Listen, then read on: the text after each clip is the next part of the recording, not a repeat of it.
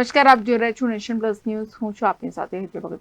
બકરી ઈદના પર્વને લઈને છોટાઉદેપુર પોલીસ સ્ટેશન ખાતે હિન્દુ અને મુસ્લિમ સમાજના આગેવાનો સાથે શાંતિ સમિતિની એક મહત્વપૂર્ણ બેઠક યોજાઈ હતી.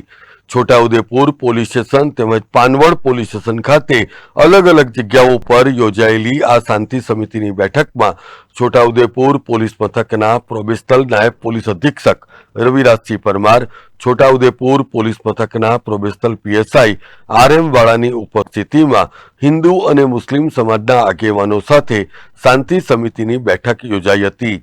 જેમાં આ મીટિંગમાં બકરી ઈદનો પર્વ શાંતિ અને સૌહાર્દપૂર્ણ વાતાવરણમાં યોજાય તેમજ કોઈ પણ પ્રકારનો અનિચ્છનીય બનાવ ન બને તે માટેની ચર્ચા કરવામાં આવી હતી. તો બીજી તરફ પાનવડ પોલીસ સ્ટેશન ખાતે પણ પીએસઆઈની અધ્યક્ષતામાં શાંતિ સમિતિની બેઠક યોજાઈ હતી. જેમાં ઈદના તહેવારને અનુલક્ષીને કાયદો અને વ્યવસ્થાની પરિસ્થિતિને જાળવી રાખવા માટેની તમામ સમાજને પોલીસ દ્વારા હાકલ કરવામાં આવી હતી. Rehan Patel, nation plus news, Chhota Udepur.